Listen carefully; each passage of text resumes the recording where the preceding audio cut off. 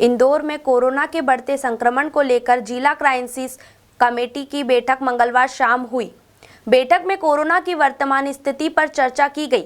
बैठक में अनुशंसा की गई कि शादियों में लोगों की संख्या सीमित की जाए, यहां संख्या अधिकतम 200 रखी जाए। इसी तरह शव यात्रा और मुक्ति धामों में भी अधिकतम संख्या 50 निर्धारित की जाए। चलित उठाव न करने की अनुशंसा की गई। साथ ही कोचिंग क्लासेस को 50% क्षमता के साथ संचालित करने के बारे में भी तय किया गया। बैठक में बताया गया कि बगैर अनुमति के किसी भी बड़े आयोजन, धरना, प्रदर्शन आदि की अनुमति नहीं दी जाएगी। साथ ही तय किया गया कि नागरिकों को कोविड अनुकूल व्यवहार के पालन करने के संबंध में जागरूक किया जाए, विशेषकर मास्क लगाने के लिए प्रोत्साहित किया जाए। मास्क नहीं लगाने वालों के विरुद्ध अर्थदंड लगाने का सुझाव भी दिया गया। बैठक में बताया गया कि बगैर अनुमति के किसी भी बड़े आयोजन, धरना, प्रदर्शन आदि की अनुमति नहीं दी जाएगी। साथ ही तय किया गया कि नागरिकों को कोविड अनुकूल व्यवहार के पालन करने के संबंध में जागरूक किया जाए, विशेषकर मास्क लगाने के लिए प्रोत्साहित किया जाए। मास्क नहीं लगाने वालों के विरुद्ध अर्थदंड लगाने का सुझाव भी दिया गया। बैठक में बताया गया कि उपरोक्त अनुशंसाएं राज्य शासन को भेजी जाए। बैठक में तय किया गया कि कम लक्षण वाले मरीजों को होम आइसोलेशन में मेडिकल किट सहित अनेक चिकित्सकीय सुविधाएं ऑनलाइन उपलब्ध कराई जाए। बैठक में विजय वर्गीय ने कहा कि जीनोम सीक्वेंसिंग जांच की रिपोर्ट जल्द से जल्द प्राप्त होना चाहिए। कोविड प्रोटोकॉल का प्रभावी पालन कराए जाने की आवश्यकता है। एहतियात के रूप में जरूरी है कि अनेक प्रभावी कदम उठाए जाए, होम आइसोलेशन को बढ़ावा दिया जाए। उन्होंने कहा कि होम आइसोलेशन के तहत मरीजों को अत्यधिक चिकित्सकीय सुविधा मिले और यहाँ प्रयास किया जाए। देखिए, निर्णय नहीं, हमने एक तो प्रशासन की पूरी तैयारियाँ क्या क्या है ओमिक्रॉन को लेकर, तो उसकी जानकारी ली है और हमने आग्रह ये किया कि होम आइसोलेशन को लेकर एक सिस्टमेटिक सिस्टम यहाँ पर डेवलप करें, क्योंकि ये जो वेरिएंट है बहुत जल्दी फैल रहा है, पर ज़्यादा हार्मफुल नहीं, जान लेने वाला नहीं है। इसमें मृत्यु दर बहुत कम है।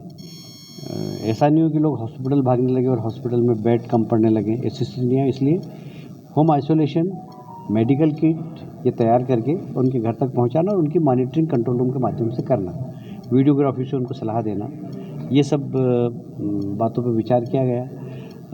कुल मिलाकर इस जो कोविड का तीसरा प्रहर है, इससे कैसे निपटा जाए और प्रशासन की क्या क्या तैयारी और वो हमसे क्या अपेक्षा करते हैं, उन सारी बातों पे चर्चा हुई है। दूसरा, ट्रैफिक को लेकर एक विस्तार से चर्चा हुई, तो हमने एक सुझाव दिया है कि एक परफेक्ट ट्रैफिक सेल बनाया जाए और वो ट्रैफिक सेल ऐसा बनाया जाए जो सक्षम हो, और ऐसा नहीं कि कोई सब इंजीनियर को बिठा दिया जाए। एक परफेक्ट जैसे सिटी इंजीनियर होता है प्लानर, वैसे ट्रैफिक प्लानर भी हो शहर का, क्योंकि अभी हमारी शहर है मेट्रो सिटी हो गई है। अब इसमें ट्रैफिक हमारे लिए बहुत बड़ी चुनौती है। तो दो प्रकार के काम, एक तो हमने ये भी सुझाव दिया कि आने वाले 25 वर्षों में ट्रैफिक का प्लान बनना चाहिए। हमने 2002 में बनवाया था, तो वो अब लगभग 25 वर्ष होने आ गए हैं, तो अब एक नया 25 वर्ष का प्लान बनाना चाहिए। जितने भी ब्रिज बने हैं, ये जो हमने 2002 में ट्रैफिक प्लान बनवाया था, उसके सुझाव के अनुसार ही बने हैं। पर आने वाले 25 वर्षों में और ट्रैफिक कितना होगा और कितना हमको इंफ्रास्ट्रक्चर खड़ा करना होगा, इसका प्लान हमें बनाना चाहिए। देश की जो बढ़िया संस्था हो जो ट्रैफिक में काम कर रही हो, उससे बात करके एक बहुत वृहद ट्रैफिक प्लान इंदौर का बनना चाहिए और उसके अनुसार शहर का इंफ्रास्ट्रक्चर बने। इस विषय में आज चर्चा हुई है। एक तीसरा बड़ा संवेदनशील विषय है, वह है नशा। ये नशा जो युवाओं में बढ़ता जा रहा है, विशेषकर ये कॉलेज तक पहुंच गया है, जो कि हमारे लिए बहुत ही अलार्मिंग है।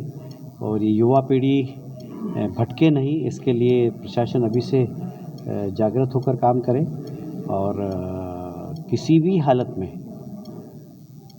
इंदौर शहर नशा फ्री होना चाहिए। कम से कम ये जितने भी ड्रग्स के नशे जो चालू हुए हैं, इससे इंदौर शहर को बचाना हम सबका नैतिक दायित्व है और इसके लिए हम सब लोग मिलकर काम करेंगे। और फूड इंडस्ट्री है, उसको लेकर कुछ विचार हो, या कोचिंग क्लासेस हों, उनको लेकर कोई विचार किया हो? नहीं, सुझाव आए हैं, पर उसके ऊपर क्योंकि ये फोरम अभी वो निर्णय करने वाली फोरम नहीं थी, ये सिर्फ सुझाव लेने वाले फोरम किस तरह के सुझाव तो अलग अलग लोगों ने अलग अलग सुझाव दिए इस प्रकार के कि शादी के बारे में विचार करना चाहिए, पर वो निर्णय नहीं है अभी, निर्णय राज्य सरकार लेगी। बैठक में कलेक्टर मनीष सिंह ने जिले में की जा रही कोरोना से निपटने की व्यवस्थाओं की जानकारी दी। उन्होंने बताया कि जिले में कोरोना के इलाज के लिए विशेषज्ञों के माध्यम से प्रोटोकॉल तैयार किया जा रहा है। पर्याप्त संख्या में बेड्स हैं। कोविड केयर सेंटरों में 2500 बिस्तरों की व्यवस्था की गई। पर्याप्त ऑक्सीजन भी है। जरूरतमंद मरीजों के निःशुल्क इलाज कराए जाए। आयुष्मान योजना के तहत 41 अस्पतालों में व्यवस्था की गई।